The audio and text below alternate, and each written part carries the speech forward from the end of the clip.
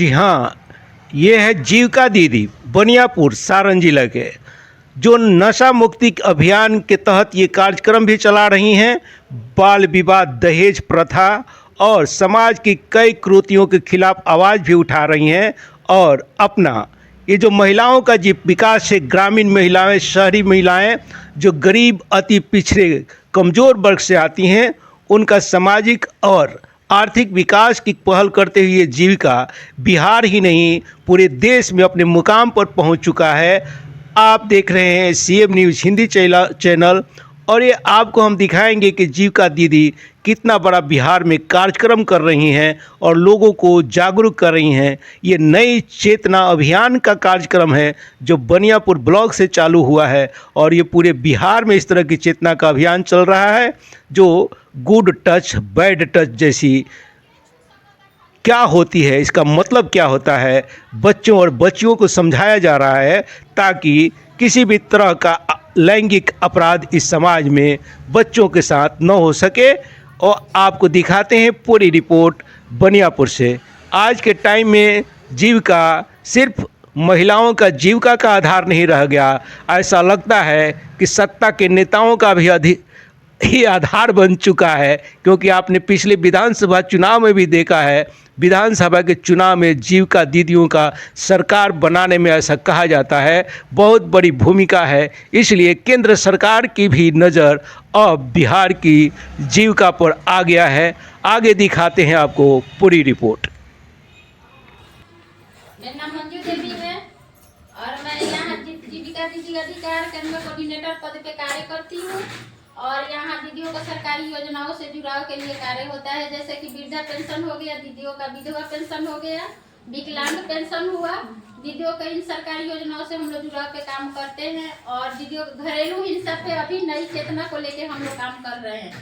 लैंगिक समानता जो अभियान चल रहा है अभी 25 नवंबर से आपको 31 जनवरी तक हो गया है, अभी डेट बढ़ गया है, उस पे हम लोग काम कर रहे हैं। तो दीदी लैंगिक का मतलब क्या होता है, आप दीदी किसी को पता है? लिंग के आधार पर बेटा बेटी में भेदभाव जो हम लोग करते हैं, हमारे समाज में आज भी हो रहा है। लिंग के आधार पर बेटा बेटी में भेदभाव, उस भेदभाव को हम लोग अगर चाहे, महिला समाज जो है, अगर हम लोग चाहें तो इसको खत्म कर सकते हैं। महिला ही ऐसी जड़ है जो हम लोग देखते हैं उसी हिसाब से ढलते जाते हैं।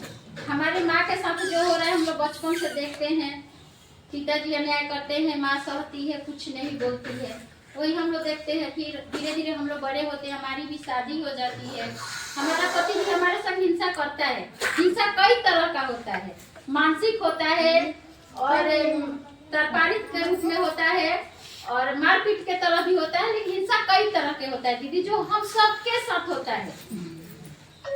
ठीक है, तो उसको हम लोग तो चाहते हैं कि बोले, लेकिन लगता है कि नहीं, चलो मेरी माँ ने भी ऐसा सहा है, तो ये प्रकृति की देन है, औरतों के लिए ही बना है, हम लोग का सहना ही मतलब कि नियम है। लेकिन ऐसा कुछ नहीं है दीदी, ये सब समाज के द्वारा बनाया गया है एक नियम की हर हिंसा महिला ही क्यों सहेगी।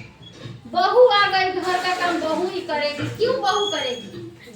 सिर्फ बहू ही खाती है पीती है, घर का काम सबका काम है। घर में एक दीदी काम करते करते थक जाती है और वही काम अगर 2 आदमी मिल के करेंगे तो जल्दी हो जाएगा। घर का काम सबका काम। और यहाँ दहेज प्रथा हो गया, इस पे भी हम लोग चाहते हैं कि आप लोग दीदी जागरूक हों और दहेज को भी बंद कराएं। दहेज कैसे बंद होगा, है ना? तो इसके लिए हम लोग अपनी लड़कियों को शिक्षित करें। जब लड़की अच्छी शिक्षित होगी, वो कामयाब होगी, अच्छा जॉब करेगी, मान लीजिए कहीं अच्छे पोस्टिंग पे चली गई, उसका अर्निंग होने लगा 30, 35, 40 हजार, तो उसके लिए खुद रिश्ता चल गया है, वहाँ तो दहेज की कोई डिमांड नहीं है। तो आप लोग अपनी लड़कियों को शिक्षित करें। और दीदी मद निषेध है, आप लोग देखिए अपने आसपास कोई भी नशा की वस्तु बन रहा है या कोई ऐसे पी के कर रहा है तो उसके खिलाफ भी आप लोग आवाज उठाइए, क्योंकि दीदी ही एक ऐसी जड़ है जो इस जो समाज का बनाया हुआ ये सब नियम है। जय जीविका जी बिहार।